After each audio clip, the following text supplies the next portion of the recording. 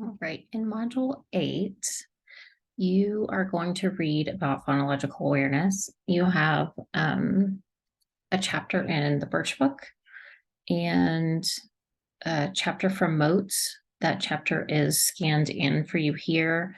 And again, we have the PowerPoint to help you.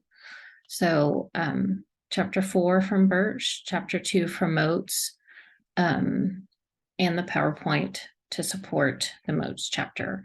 There are additional resources here for you about phonological awareness because you are administering the PASS, which is due on the 12th, and then you have your phonological awareness lesson plan. So I have some additional resources here to help you while you complete your phonological awareness lesson plan. So some of these resources are the continuum of phonological awareness. This one is the Science of Reading infographic from Arkansas that contains the 5 pillars of the science of reading from the National Reading Panel, the phonological awareness, phonics,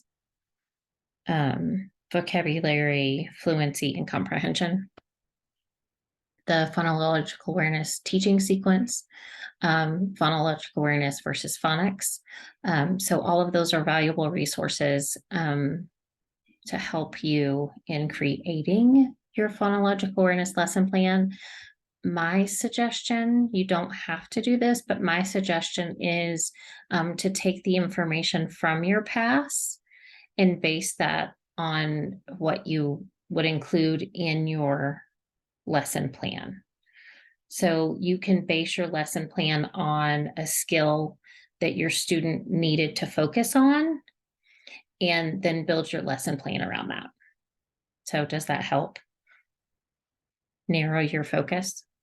So administer the PASS and then narrow in on a skill that was needed based on the results of your PASS. So now I'm going to scroll up and go up here to your PASS. I did post a video here for you on how to score it. The instructions are in there, but I did post an example of that for you. All of the, what am I trying to say? All of the pages that you need to administer the PASS are right here in this link. The wording for you to use for each section is also in there. If you do need to meet with me on how to administer, if you've never administered anything like that before, if you need more explicit instruction on how what each section looks like, please let me know and I can post an additional video on what each section looks like and should sound like before you administer it yourself. I do have another video I can post. I do not have that posted right now, but let me know. This is more on where you find the explicit wording and what it looks like to score it. The scoring is also included in the directions. When you have your PASS scored, make sure when you turn it in that your name is on it, the date of the assessment, the grade level, and the age. Mine does not have the age of the student on it because I wasn't turning mine in. Go to the link, turn it in once you have that on it. You, in addition to the scored sheet, make sure all of your errors are documented.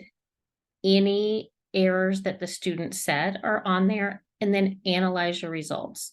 The rhyme subtest, the blend subtest, the segmented, the deleted, the phoneme discrimination. Those get analyzed at the bottom, and then there's a total score that goes at the top. I also want you to document your findings by answering the following questions. What did the child do well on all subtests that apply? What does the child somewhat know? List all subtests that apply. What has the child been introduced to but needs a lot of additional instruction? And there's examples here for you to continue to read. And what does the child need help with? And list all that apply. So an example of a subtest that a student did well on. So say the student did rhyme, they scored 100% on that. They don't need further instruction on that. They answered it within 2 seconds. They are 100% automatic and fluent in that. They don't need additional instruction.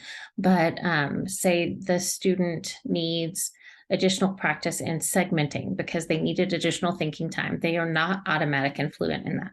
They need additional thinking time. So they need additional instruction to become automatic and fluent. Okay. And then if you, again, look through your rubric, this is your total points that you can get. Okay. And then you can come up here and click the link and submit your scored sheet and your findings with the answered questions attached. Okay. It can be handwritten or typed, either one, just as long as you have all of that done. Okay. And again, my suggestion is that you take the information from your pass and base that information in the needs of a student or students and create your phonological awareness lesson around that. Okay. And your lesson does not have to be recorded or anything. It just needs to be a lesson. I don't have to see you administer it. It just needs to be a written lesson. Okay. But it does need to be explicit instruction. So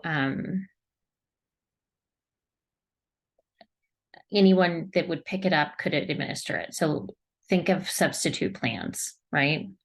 Explicitly written so anyone could pick it up and do it. Okay. So I hope that helps. If you have questions, please let me know.